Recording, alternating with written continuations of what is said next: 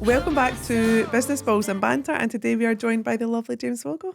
Thank you for coming on. Thank you for having me. It's been a good 24 hours in Glasgow so far. Oh, amazing. Yeah, so last night I took James to his first ever visit to Ibrox. So we went hospitality, went to the museum, and then the game was shite. Celebrated the win. But it's a really nice tifo, so that we could actually see from where our seats were positioned. However, but yes, that's been his welcome to Glasgow. He was actually meant to be staying in a hotel that's in. We kind of were a bit like, maybe don't stay there. It looked really nice on the review. Well, on the pictures. But then, I said to Marty, and he was like, mate, I'd cancel that if I was you. I was like, Was it not in the city centre, that one? It was pretty direct, but it was just a wee bit out. And I was like, I don't know how safe you'll feel at night time walking up there. And then I read the reviews, and some people were like, at night all you'll hear is like zombies walking outside. And I was like, oh God. Yeah, don't stay there. That's funny. So do you want to tell us a wee bit about you, James, and what it is you do? 100%, yeah. So I was actually saying this to Emma yesterday. I've got a few different things going on, have always done. But at the moment, my kind of biggest thing is I'm essentially like the growth partner for like fitness creators / influencers. I say creators because sometimes they don't like being called influencers anymore. But yeah, basically we work with accounts that have like 750,000 followers or more.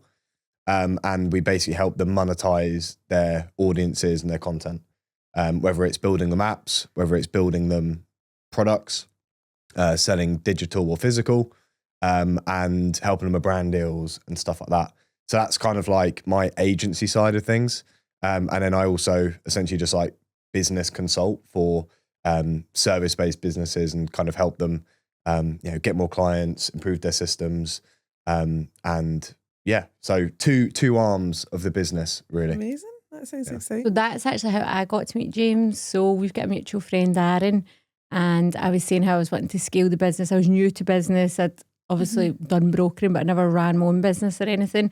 And I'd said to Aaron, like, I really want somebody that can help me and guide me. And he was like, you should speak to James, told me some of James's clients that he'd worked with. And I was like, all right, cool. So I had a catch up with him, but I didn't really have much expectations of business coaches or like anyone that could really help business, because I thought, they might not know my industry well, or they don't. But literally, like, and I'm not just saying this, but blew my mind. Not even just like even really strange things you helped us with that like we wouldn't have even thought would have been in your remit to help us with. Which we ended up talking about last night, how people come to you now for everything. But there was so many times where we'd have conversations and James would have a full agenda like set up, and I would be like, James, I'm struggling with this, or what to do with this, and he's like at the end of it like, okay, so we've not covered it, we've talked about it, but we can come back to that because I've just ranted on for the full hour. But it's super helpful. Like every single time we come off, me and Marty both had like so many action plans to take away from it that actually would make a difference to the business. So it was like actually an instrumental part for us setting up our business. So when we were obviously looking for guests to come on, I was like, we need to get James on because he could make such a big difference to other people's businesses, like the same that he did to ours. Which I think is good for our audience to hear. It sounds like the third arm is a therapist then. Yeah, I was actually, we were walking back last night and we were chatting about like client retention, because like I think Emma had a message from a client wanting to ring her when we was at the game and stuff. And then I was like, I always go above and beyond. But I think that is the key, because I always say as well, right, you could get on a call and I could sit there and go through 101 things to help with your business. But if that person is not in that position or frame of mind to be able to action that stuff, it's pointless. It will just lead to more overwhelm. It's like you have to kind of, there might be some calls that I'll get on and we might, talk about one thing for 1 hour, but that's needed. Yeah. But I could just be like, no, we need to move on and I need to give you all these things. So yeah, like it is just, because also business, you are going to get loads of things thrown at you. And I think sometimes when you've not been in it before, or you have your own opinion, I think sometimes having that second opinion that also isn't like emotionally involved, because lots of people make like decisions based on emotion. But if I can help somebody make a better decision or think about things differently, then that's a win. Yeah. And I think that's what it comes down to, yeah. And I think seeing it differently has been probably one of the biggest things for me, because I was set in my ways, or I kind of always try to follow my previous employer's ways, which actually were quite outdated. And Like, whereas getting someone fresh that works with a range of different businesses is really refreshing.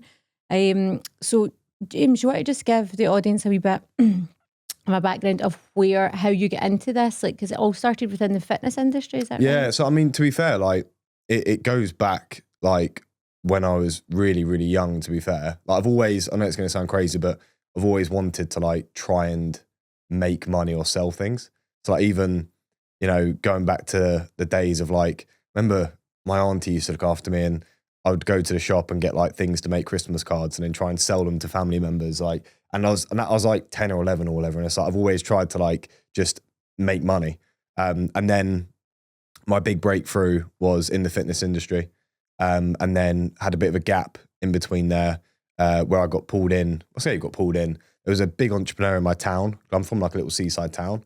And he, me being like a 17-year-old at the time, young, hungry 17-year-old, was like, I'll take any opportunity. I'll just say yes and I'll work it out after. And this guy goes, if you want to open a cocktail bar with me and you can have 50%, no money down, but you have to do everything.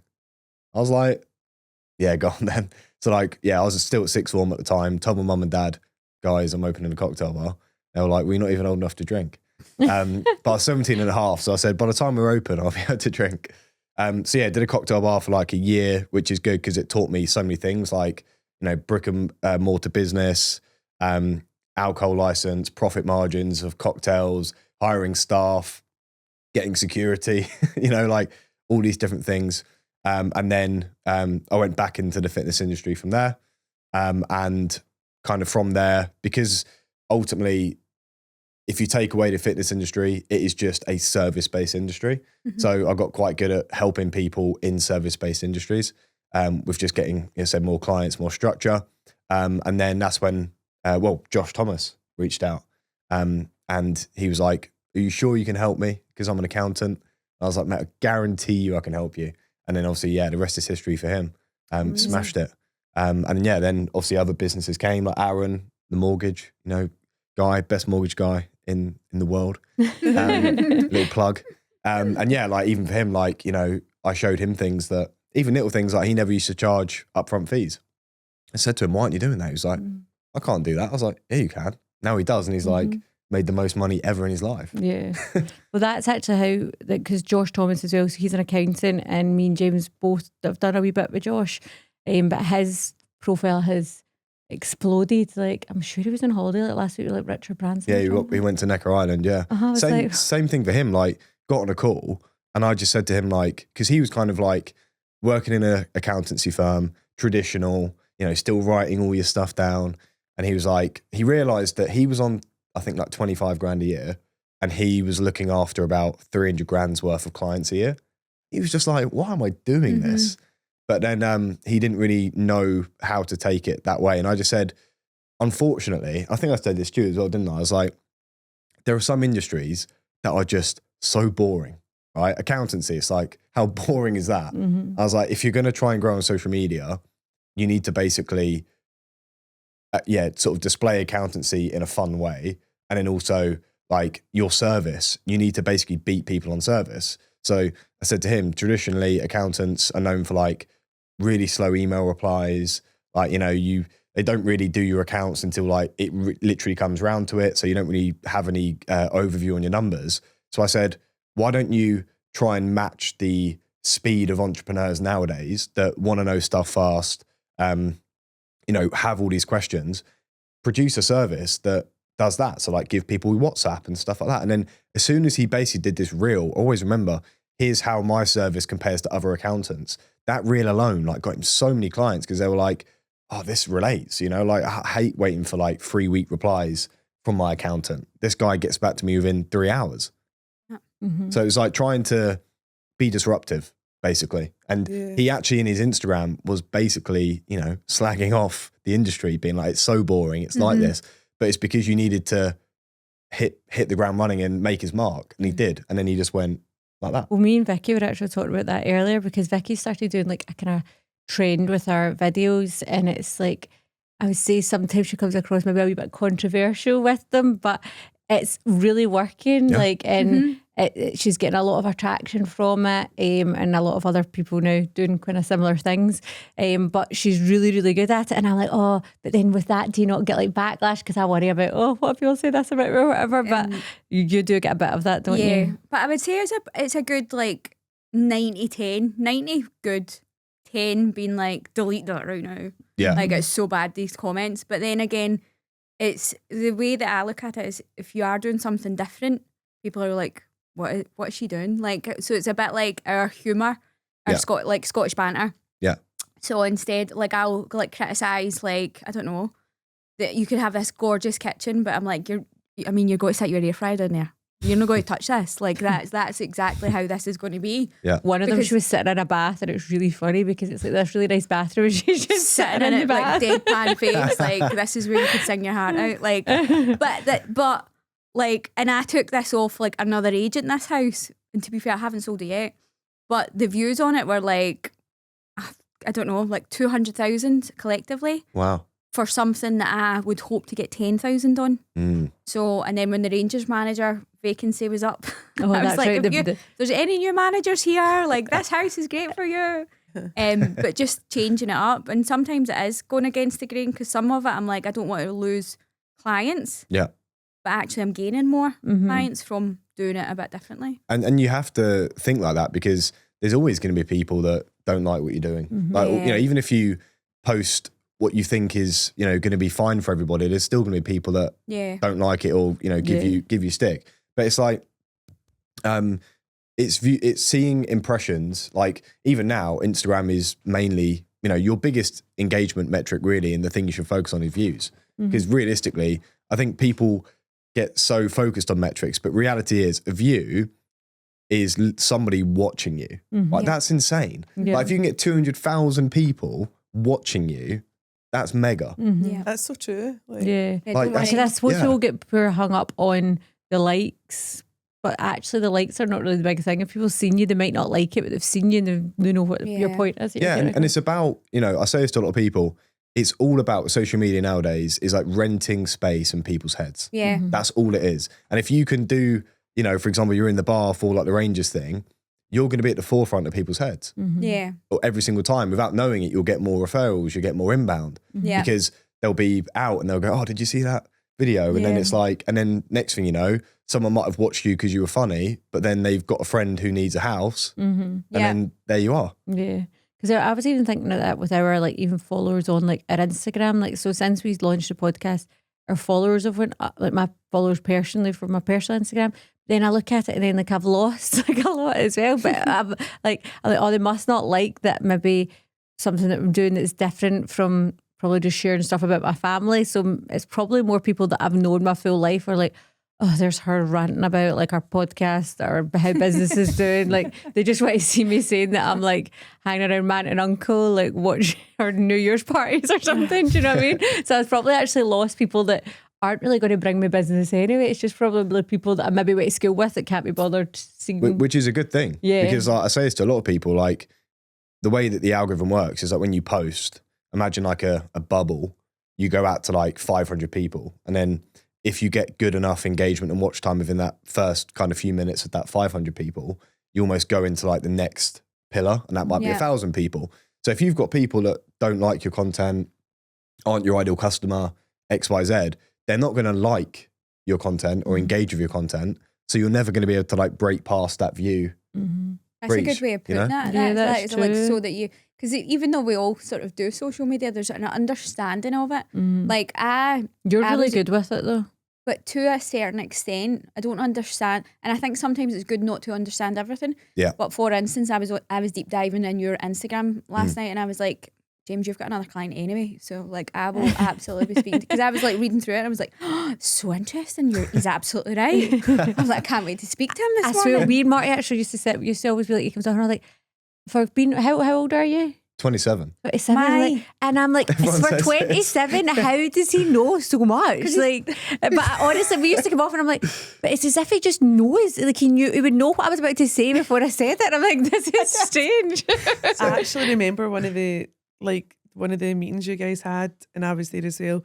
and you obviously had a plan about what to chat to, and I was like, I really want to move to Dubai. And the whole session was on Dubai. And I was like I had just started, and I was like, okay. Okay, I'm really bad for that, to be fair. So you must be, obviously you touched on that earlier, but you must be like this. Right, okay, we're completely diverting from where we were at. Yeah, but then like there is, I genuinely, I don't want to sound big-headed, but I genuinely do think I like have a connection or know something enough, because I'm just like, all I do in my spare time, like that's why I got the train up, because I can just like literally listen to stuff, read stuff, like I'd network a lot. Even like the Dubai situation, I can give a really balanced, like these are the pros, these are the cons. Here's some live examples of people I literally know that are in these scenarios, and then kind of let the person make their own decision. I'll never be like, you need to do it or you don't need to do it. I'll just go, this is my honest thoughts. This is the kind of evidence, and then go for it. No, well, it's really been super helpful. So thank you. Pleasure. James, when you launched your fitness business, what was it? What was the reality like of it versus probably what you expected? Yeah, so when I was an in-person PT, I expected to get a diary, go to the gym, and there'll be a queue of people wanting to book in sessions. Reality was no one comes up to you. And it's just literally not the case of like people, coming up and being like, can I book a session? And I did something really, really funny at this gym, and people actually still bring it up now. So I fully believe that like everything in life is to do like with connection and relationship. So I was like, if somebody's going to trust me to help them with their fitness goal, and ultimately some people's fitness goals are quite deep, right? So like for someone to open up and say like, I want to lose, let's say 30 pounds. Why? Because I'm struggling with this, or, blah, blah, blah. Someone's got to trust you to be able to really open up so you can understand how they work and operate.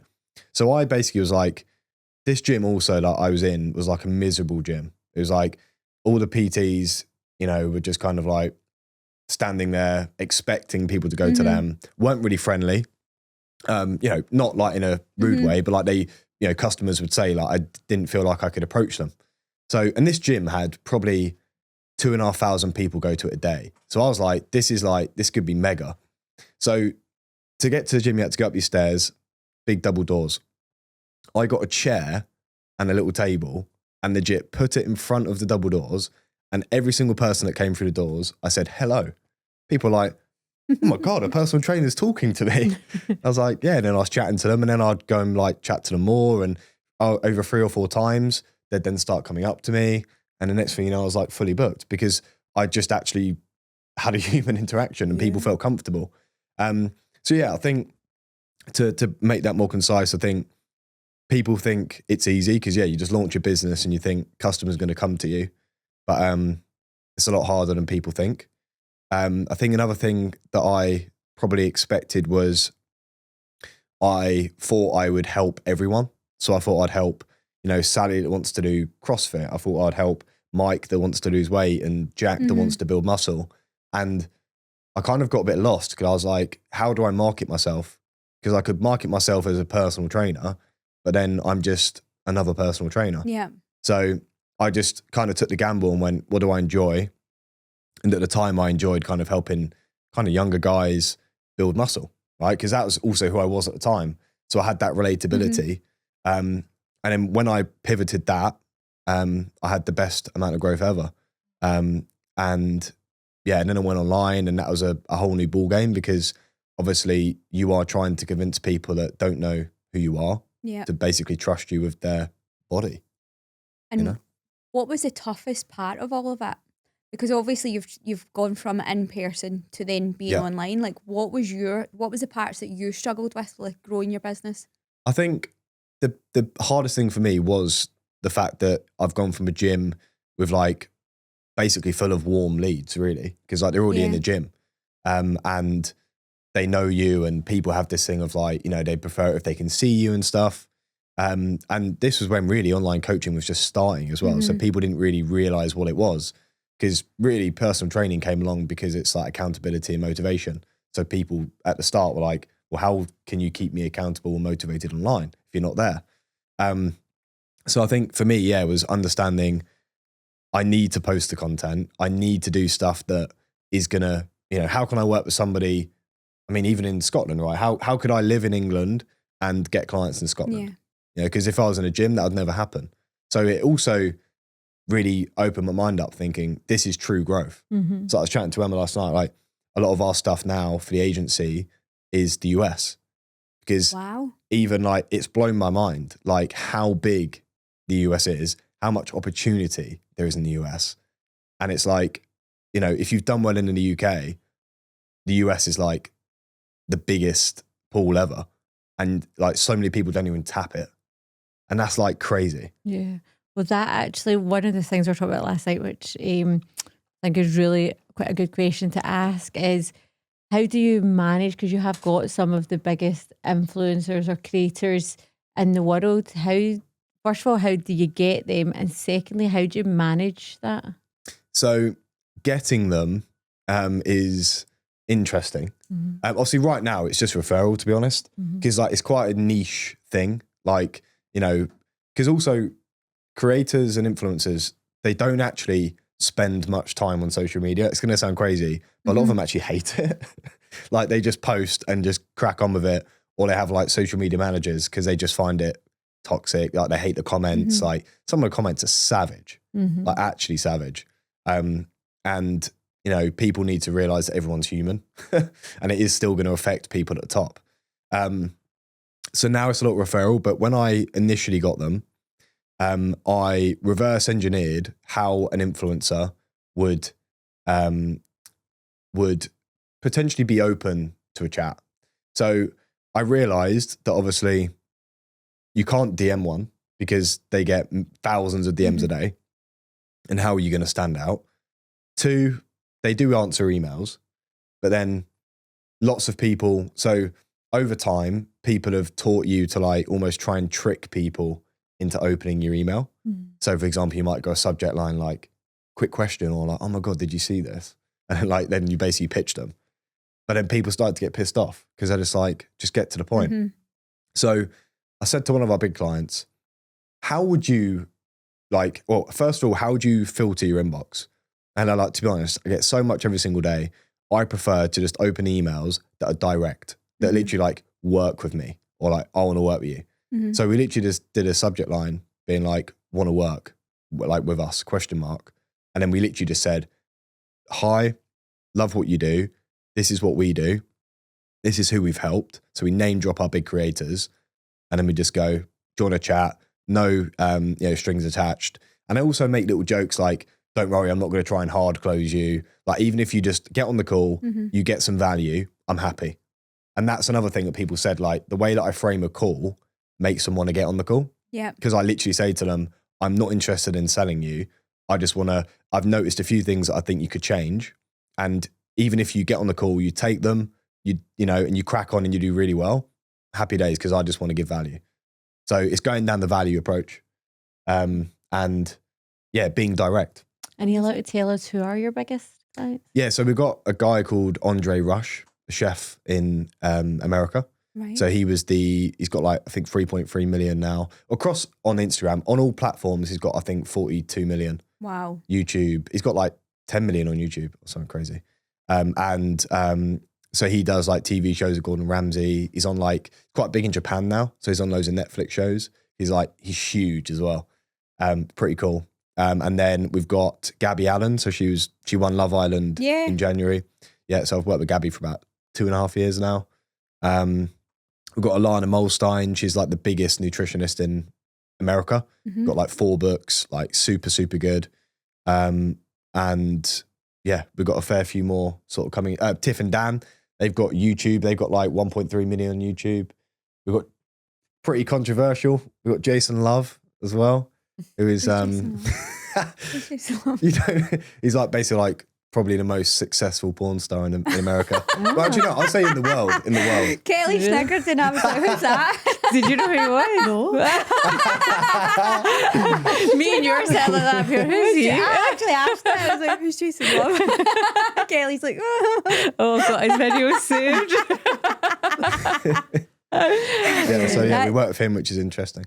That's really interesting because now when we are emailing for podcast guests, we know how to do it. Work with us. Yeah, just go straight in. Like Yeah. Let's literally. get Jason Well. Loveland. Oh yeah, that'd be good. I fly. I'm actually. He keeps inviting me out to Miami for a couple of days because we're about to launch his app. So yeah, hopefully, because he's so busy as well. Like he's everywhere every single week. But I'll try and make it happen. Well, I actually messaged Bonnie Blue the other day to try and get her on. Oh, I thought you were joking. That is No, I was actually controversial. serious. Marty's like, all right. Yeah, somebody He you sees can eyes manage. like that. See, so we don't actually do that side of the management. Like I'm actually trying to, like he's actually, at the point where it's almost like football, right? Yeah. You kind of get to the point in your career where you actually need to start thinking about what's next. So we're trying to help him think about what's after his current Mm-hmm. Oh, that's role good. or We're job. actually trying to recruit a commercial broker. Well, I'll see if he's interested. He's Miami based, Emma. That could work. You can work do it on anywhere.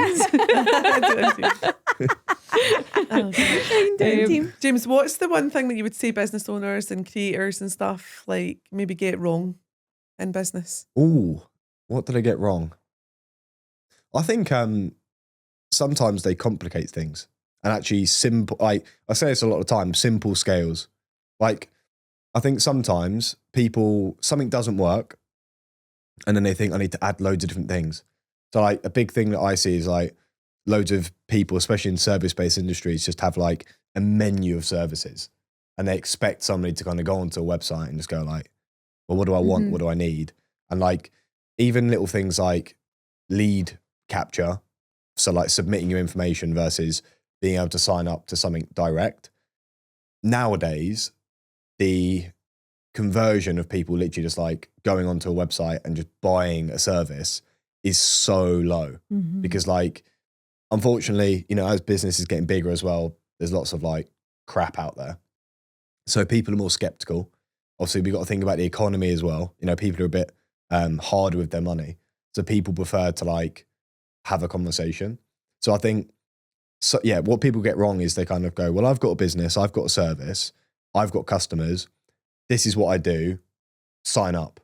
Yeah. And then they kind of go, well, it's crickets, Yeah. Mhm. And it's like, it's thinking, how can you maximize people coming to you and keep things simple?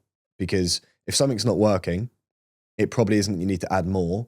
It's you need to fix like what isn't working. Yeah. It could be price, it could be how you pitch something or whatever. Like that's what I think. People kind of move on to the next thing before they've even cracked or worked out why the one thing they're doing isn't working. That totally makes makes sense. Like you speak about that as well, Emma, in terms of like you're an expert or a specialist in this one thing. So like I'm obviously focusing on unsecured loans and stuff, and you always talk about like Emma's quite open about if somebody comes to us and says, can you do this? Yeah, we probably could, but actually someone else is better placed at it, so go to them. Yeah. Rather than 100%. trying to do everything just to Definitely. get things over the line. Like, and I think that that's really admirable that you would just actually go, Yeah. I can do that, but that person does it way better than me. Like, so that and makes it's being so much open sense. about that as well, and just actually saying that to the clients because they'll respect that more. And the fact of, I think it's so important to stick to your lane. Literally. Like, so, like for example, in our industry, we could probably go and do with our products. We could probably triple that with products, but I then might be, well, I won't be, I know for a fact I won't be as good as what I'm really, really good at. Yeah. And my reputation means everything. So I would rather do what I'm really, really good at, do it really, really well. And all the other things I can do, but I might just be scraping by or winging it. Then that could really affect my reputation. So I'm like, nah, just stick to my lane that I'm good at and do it super well.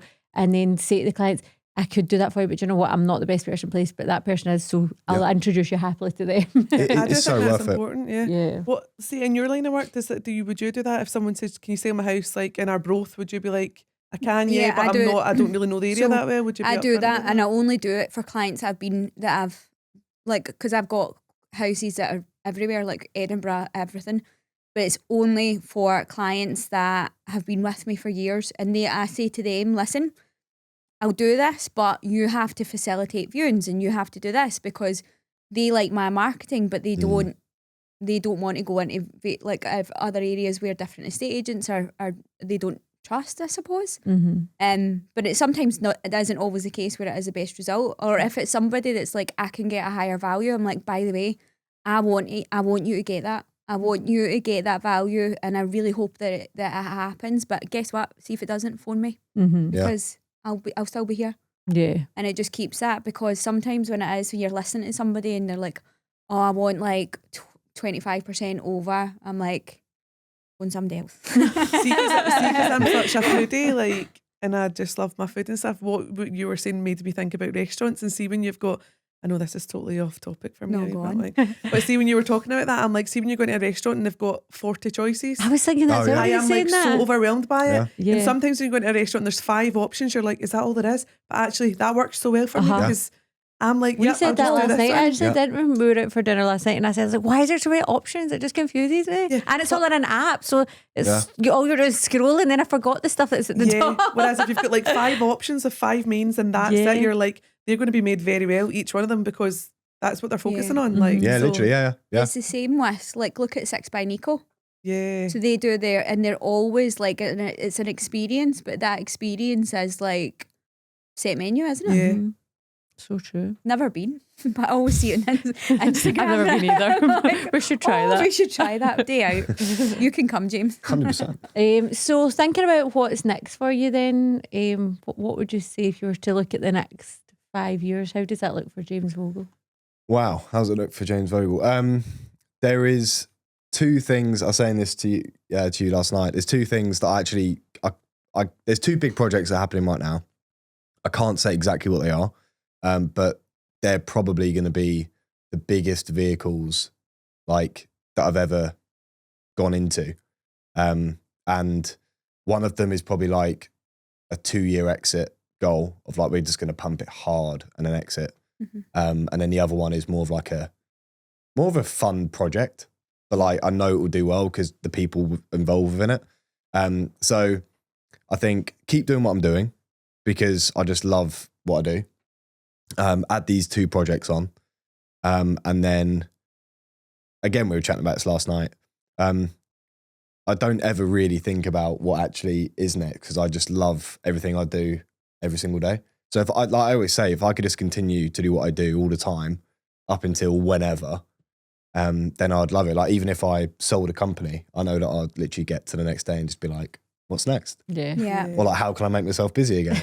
This is Yeah. we got into that topic last night because like, I was saying like thinking about the future for me, and I was like, Marty's like, Emma, you talk rubbish. Like, if you were to actually think of selling the company in like 5 years' time, the next day you'd wake up and you'd have another company. I was like, yeah, that's true.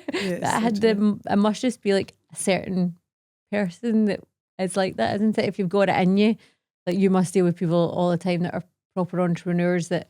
I think you said yesterday one of your friends like sold like 4 businesses or something and just is sitting and then he's like, what am I going to do next? Like, 'cause he's just like so used to being in that like way of working. Yeah, and I think it also like, it's like people say to me about breaks and holidays and stuff, and it's like, and I had a meeting on Google Meet before this, and it was like, someone said, what are you up to at the weekend? And I just like, we were chatting about people watching, TV, and I do watch TV, don't get me wrong, but like, I actually really enjoy like just being on my iPad watching something else about business, or because I just enjoy it. Like it's not that I literally sit there miserable being like, oh my God, I've got to watch this podcast, or I actually prefer to like listen and absorb that content versus like, well, I don't know, watching soaps or whatever. Like I love Netflix, don't get me wrong, but like I'll do that at weekends when I'm just like, and I've kind of trained myself to be like Monday to Friday, all in on the business. And then weekends, I just like proper decompress and chill. Yeah. Like I'll do literally gym, sauna, watch Netflix, and go for walks. It's just like, Is there any like podcast or book or YouTube like channel or anything that you've specifically watched or followed that's really helped you, and like, or a individual or anything that's helped you to, or that your go-to person, like a bit like to me before setting the podcast up, like I love Stephen Bartlett, The Diary of the CEO. Is there anyone in particular that you think has been a massive help or guidance to you? interesting. I like all of Rob Moore's books. Don't know if you know Rob Moore, like the progressive entrepreneur, I think he's called. His books are really, really eye-opening. And they teach you, basically it's like, I always think with books, and another one I read actually recently was a guy called Richard Harping. I actually really into at the moment, like proper like great British entrepreneurs. Like they're actually, I think Richard Harping's maybe like mid-60s, and like he's just got so much wisdom. So I learn more from people that are like at the other end instead of like the people that are maybe younger and In it with you. yeah. Yeah. Yeah, like even little things like one of his chapters, it was like how to make $1 billion in 9 steps or something. Cracked me up because I was around the pool and everyone was just like looking at this book, thinking like, who's this guy? Think he can make £1 billion in 9 steps. But one of them was like about hiring an integrator. And I didn't even realize, I mean, I know you have CEOs, right? But I didn't even realize that you can get integrators in your business that literally run the business for you. So like, obviously I've got the agency and that consumes a lot of my time. I was putting out loads of fires and stuff. So I actually hired an integrator. She legit just manages the whole operations and, you know, team and just, she also, so an integrator is basically a hybrid between a head of operations and an EA.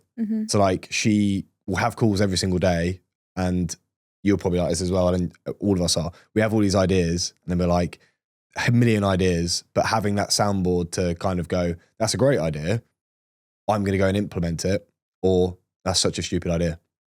So that's been exciting because that's unlocked loads of new things, because I think I was guilty of just thinking I can do stuff by myself. But yeah, like Richard Harpin, books, podcast wise, I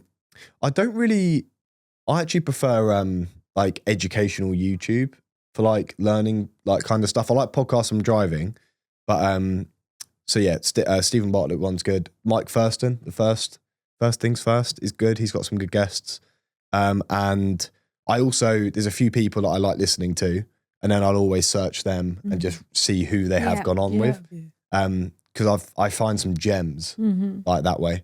Yeah, so Rob Moore's books are great. The book by Richard Harpin's great. Felix Dennis is a great author.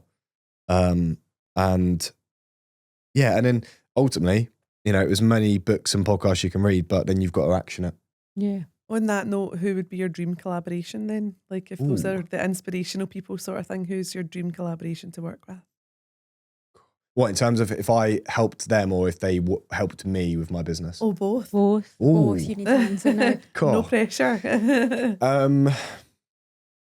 I've always, this is going to sound crazy. I would love to work with someone like Cristiano Ronaldo on his app, because there's so many things he's not doing, but he generally probably doesn't even care because he earns so much money. Cristiano Ronaldo, I'd love to do an app with John Cena as well, the WWE wrestler. I think he'd crush it. Your wee boy would love that. Absolutely. I would love to. I've actually got a way into the WWE. I've got 2 wrestlers that I chat to quite regularly that are in that circle. So I'm slowly grooving my way in. And The Rock, Dwayne Johnson. Yeah. How good would that be? So if he did clearly an you app? are a wrestling fan, James.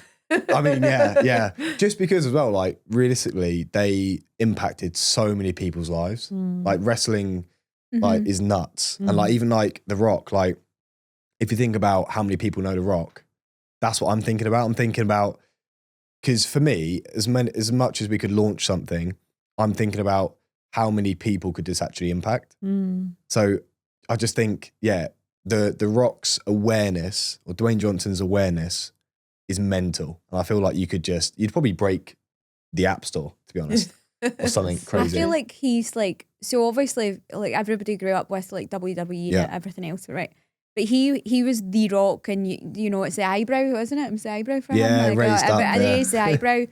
And then he kind of has transitioned himself so much, like his personal brand on Dwayne Johnson, The Rock, and his relationships. Like everybody knows, like he's good friends with like Kevin Hart, like their on-screen relationship and their movies. Like everything he does is genius. Yep. And it's the same, like see the people that you've mentioned, like they've got their own, like their personal brands for them as a, like Ronaldo. I mean, I think every footballer in the world loves Ronaldo. Yeah. Or everybody's like, and he just is, he's almost like he doesn't do, it's like he does everything but doesn't do too much. Like he's not out there telling everybody that he's, you know, social media and everything else. Like as in like, he's not putting himself out there as much as others. He's just quite quietly, but not. Like it's... The thing with the people like The Rock as well is like it like it attracts so many people from different generations. Yeah. Like us, even like our parents, like my wee boy, like who's just turned 9, like everybody knows who he is. He literally hits the full market. Yeah. Yeah. So, And he's so good in Moana. oh yeah. I feel like he's like the heartthrob for like older women as well. Oh yeah. Yeah. James is like, not just women. No, I'm kidding. Not just women. Man crush. And like on that same note, obviously we're coming in at the tail end of 2025, but like for you, how important in 2026 even is personal branding? Like what do you see that for other people? I think it's only it's been important. And I mean, even myself, like I'm guilty. Like I get like into momentum with it and I like get too busy and then I'm like, and then also sometimes I think I don't need it, but then I'm like, that's such a poor mindset because I get referrals. And obviously with the stuff we do, like it's quite hard to like, you know, we couldn't take on loads of clients because we do so much for them. But yeah, basically everyone at the moment is on about AI and it's like, you know, basically going to end the world ultimately. I think if you don't have a personal brand, then AI probably will ruin you. But if you embrace AI and have a personal brand, because you'll never be able to replace people. And like I've even said this, like even AI, it will replace people up to a certain extent, but you're still going to need like AI sitters, aka babysitters, right? Because it can still go wrong. And I think people are going to crave human interaction. Like I already do, to be honest. Like, I mean, we were chatting about this the other day. One of our projects, we're thinking, well, people could just go on to ChatGPT. Like really, you could, you know, instead of getting a fitness coach now, you could just go on ChatGPT on the app. Hey, I'm just heading to the gym. I've only got 30 minutes. Want to train my glutes. Can you do me a workout plan? It would do it. But then you got to think, it doesn't look great. It's just literally like basically a piece of paper and writing, really. It's black and white. And then also, you know, yeah, you can talk back to it and you can say, oh, I did it and they'll go, well done. But I feel like it will come to a point where it just won't feel real and people will actually prefer just like feedback from a real human. Yeah. So I feel like it's going to come full circle actually. I think, if you don't have a personal brand, it will be harder because also AI is helping build personal brands even more. Like it's actually probably the easiest time ever to build a personal brand. Like this podcast will probably be clipped into like, probably 50 clips. Yeah. Right? That you could literally, that's probably 2 months worth of content. So true. And it like just by AI. What do you think most business owners get wrong in the first 12 months of starting a new business? I think it's the balance of everything in your business. So understanding that you need sales, you need leads, you also need to deliver a really good service. And in the first year, most business owners will get a few leads, then they'll deliver the service, they'll then get overwhelmed, then they then start thinking, I need to like make my service better and blah, blah, blah. So they spend like the whole year optimizing their service, ready for more clients. And by the time they come back around to trying to get more leads again, they've lost momentum. So the best thing I've always said to people is like, you want to make sure everything in your business is going at the same time. Because as soon as you lose, like momentum's everything in business. So if you take your foot off the gas, it takes so long to get it back. Like even some of our clients with content, they've got too busy, their content dips. And then when they then have more time, they haven't got the same amount of inquiries and lead flow as they did when they were consistent. And then it's so hard to get your almost like machine back up again after you've had a period of time of having it down.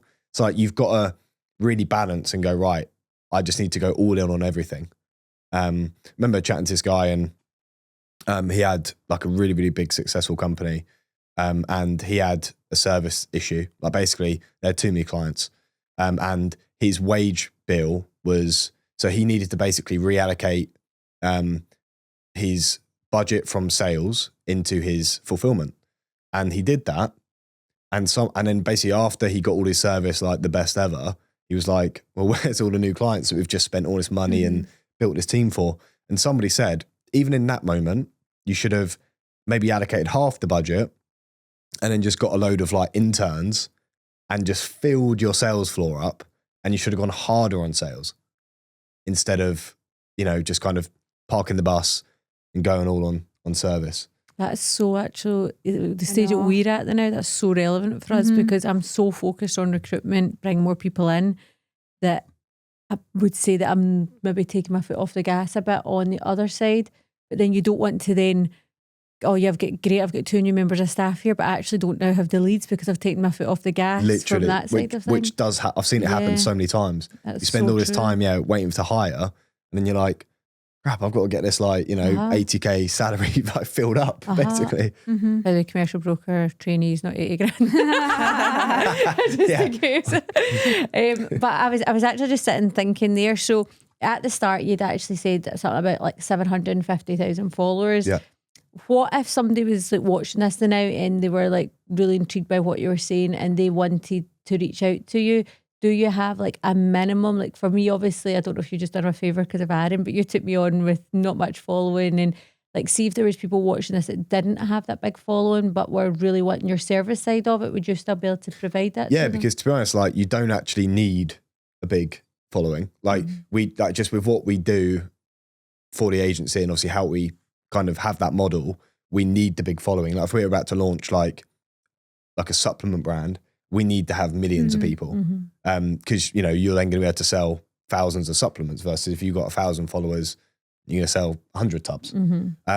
So 100%, you know, and also followers don't equal clients because you could have 2 million followers. I mean, we've had it before, I won't name names, but we had a company actually reach out to us because they were like asking for our opinion on this creator because she had like, I think 1.4 million, and she launched a female fitness app and it got like 3 sales because her audience was 97% male. That's so true, yeah. Like, do you know what I mean? And because she was actually on my hit list of like, I would like, again, coming back to that conversation, her engagement is mental, like her views are so good. And I was like, oh my God, like if this audience is female, she will crush. And then obviously then someone else took her on and then like, basically tried to sell a glute program to a load of guys in a nutshell. That's funny because why wouldn't she have known what the percentage of her followers there? Our agency's not done the right digging. Yeah. Oh, And also there's 2 ways you can do it. So obviously you can go onto your current Instagram, but on your dashboard, you'll only actually be able to see your last 90 days. And that will come through from your like most recent content. So let's say she maybe for like 90 days got like a 50-50 split, right? Where actually her following is that, you know, that split of gender. So you can get that on like different bits of software. But then is it harder because it's 50-50 split? Like, so for her app, because I'm just thinking in my head, well, who do you lean that to? Because obviously you've got 50% women, so it should have been probably a little bit more sales. Were they directing it towards women? Yeah. Because also you need to like make that decision and you need to go like, how do I actually want my brand to be perceived? Yeah. Because like it is going to be easier to just go all in on one gender. Yeah. She should have done the call on me, like recreate the call on me video, and she would have got the right, promote my 100%. fitness video, call on me video, sales up. It definitely You makes could me hire think me. like what is the content though? Like what is her content if it's mostly men that are following it for her then to launch a female?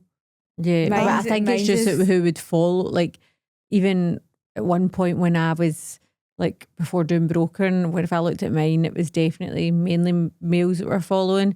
But like I think I'm losing them as I'm going. And now actually, in fact, one of the posts we had recently was 97% female, which was amazing. Like because I love that switch like on it as well. But I would say that I'm guessing men will follow easier if they probably think somebody's hot. I'm sure women will do the same for like other sexes, but The Rock. yeah. So finishing it off there, James, like, so anyone wants to get a hold of you, whether it is to help them scale their business or wants advice from you, anything at all, what's the best way they can get in contact with you? I would literally just say drop me a DM on Instagram. So James Vogle. And then I've actually got like an application form in my bio. And I've also got like a video that I recorded actually showing you case studies of clients that I've worked with and what I've done and how I've done it. So, and I've also put on there like, you know, different industries. So, yeah, because coming back to that thing, you know, we also need to remember that organic social media is only one way to grow. And there's also some companies that I don't think it would work for. Like there's some companies that you'd be better off maybe doing some email campaigns or launching some Google ads or launching some Facebook ads. There's so many ways to grow your business. And one thing I do want to just, you know, really clarify is like every single person that I take on, the approach will be relevant to them. So I, you know, if you're watching this, you're like, oh, I know I need to do organic social media, but you're petrified or whatever, like have a call. And I might actually just say to you, actually, I don't think you need to do that right now. Like, you know, and what I pride myself on is I always look at everyone's business first, where they want to get to, and then actually kind of go, right, that's the path. And if they like that path, we'll go on it. And if they're like, no, that's a good food for thought, then again, at least I can give some value. Like, you know, I think getting a second opinion is really important. So even if people just want like, this is my thought process at the moment, what do you think? I'm happy to just give you my honest, fair opinion. I think that's so important. I know we're wrapping it up here, but I think that's so important because sometimes people's like friends and family and all that can just do the whole supportive thing. Yeah, that's great. Yeah, that's great. And not be upfront and honest about what is the best thing for them. So like you said, having that second opinion that's going to be honest and transparent is so important for people to progress and start up in business. Yeah, it's like the way that I say to people is like, I'm like a silent partner.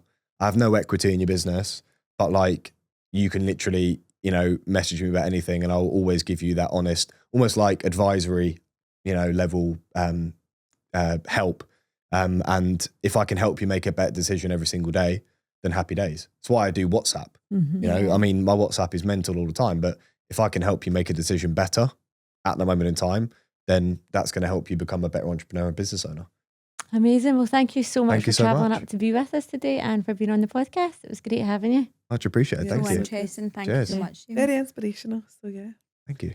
If you've enjoyed this episode of Business Balls and Banter, then please like and subscribe on YouTube. And don't forget to leave a 5-star review on Spotify. Bye. Bye.